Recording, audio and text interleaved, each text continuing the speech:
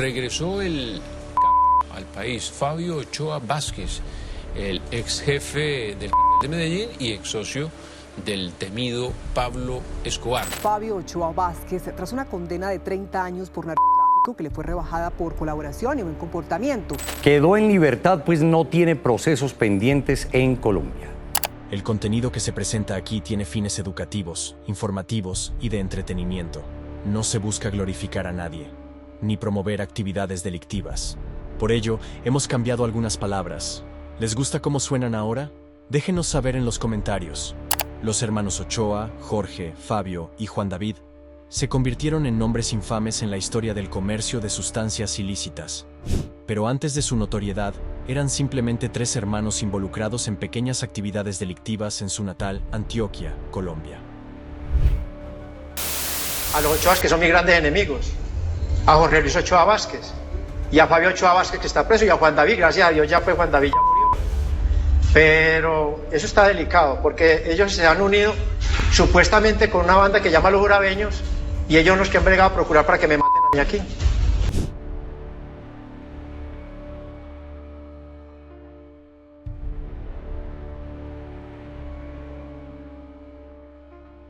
En este episodio, descubriremos cómo pasaron de ser simples transportadores de mercancía prohibida a magnates del comercio de sustancias ilícitas y miembros fundadores de la red del Patrón de Medellín. Exploraremos los comienzos de su imperio criminal, sus primeros negocios ilegales, y cómo su entorno familiar y su astucia para los negocios los prepararon para jugar roles cruciales en el nacimiento de uno de los grupos criminales más poderosos del mundo.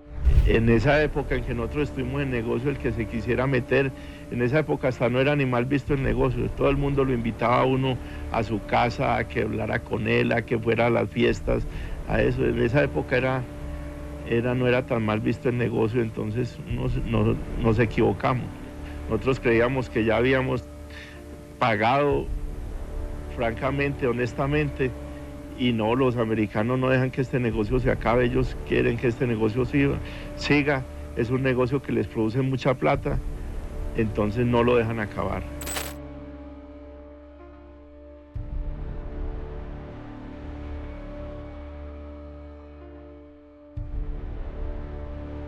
La familia Ochoa tenía una larga tradición en la ganadería en Antioquia, un negocio que les enseñó a los hermanos el valor de la tierra y los intrincados caminos del comercio rural.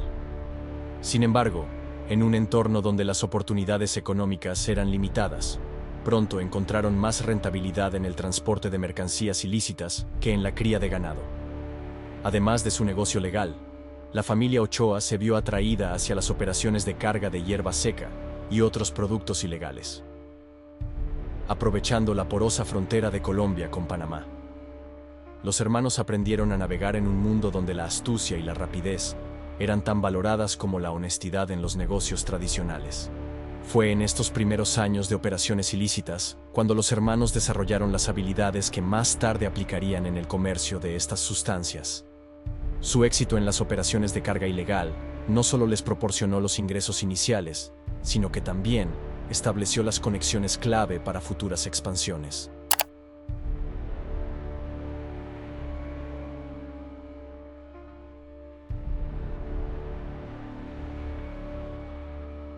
En la década de 1970, la demanda global de polvo blanco comenzó a aumentar, y los Ochoa, siempre oportunistas, vieron un nuevo mercado emergente. Cambiaron su enfoque de operaciones de carga tradicional a la producción y comercialización de polvo blanco, un negocio que para muchos era más lucrativo. Bueno, a ver, contame qué fue lo que dijo más o menos, qué palabras dijo.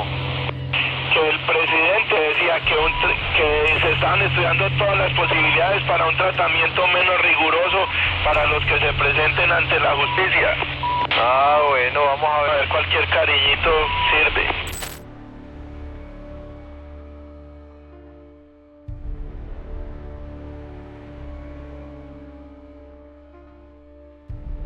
Los hermanos establecieron rutas de exportación hacia los Estados Unidos y Europa, utilizando tanto su astucia empresarial como su creciente capacidad para corromper a funcionarios.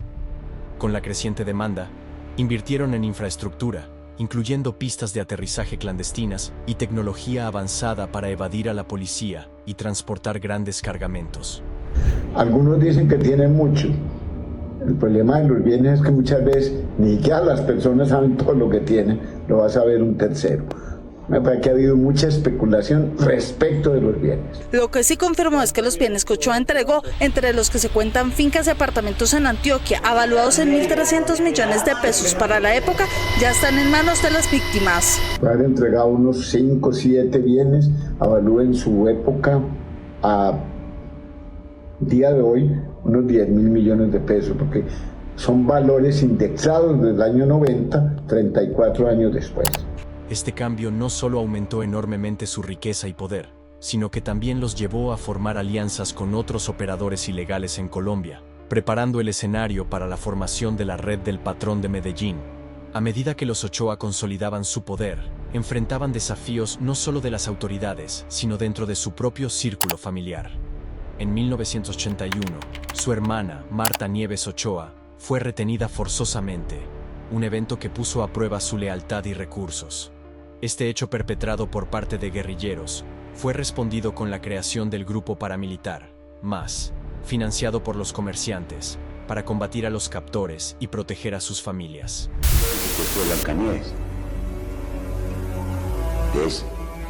Vamos a investigar.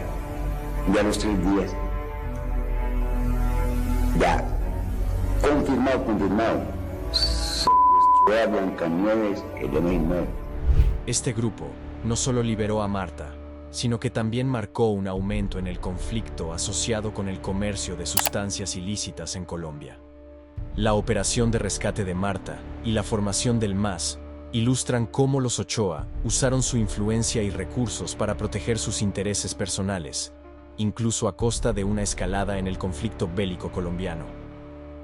La presión de las autoridades colombianas y estadounidenses finalmente comenzó a surtir efecto en los años 90. Después de la caída de la Red del Patrón, los hermanos Ochoa se entregaron a las autoridades en un acuerdo que buscaba indulgencia a cambio de información. Fabio Ochoa, el más joven, fue extraditado a Estados Unidos en 2001, donde fue condenado a 30 años de prisión. Su encarcelamiento marcó el fin de una era para los Ochoa, pero también dejó un legado duradero de cómo el comercio de sustancias ilícitas puede corromper y desestabilizar una nación. El 3 de diciembre de 2024, Fabio Ochoa fue liberado tras cumplir más de 2 décadas en una prisión de Estados Unidos, condenado por negocio del polvo blanco y varios delitos vinculados al comercio de sustancias ilícitas. Esta liberación cierra un capítulo significativo en la historia del crimen organizado, marcando el final de la extensa pena impuesta a uno de los miembros más notorios de la Red del Patrón.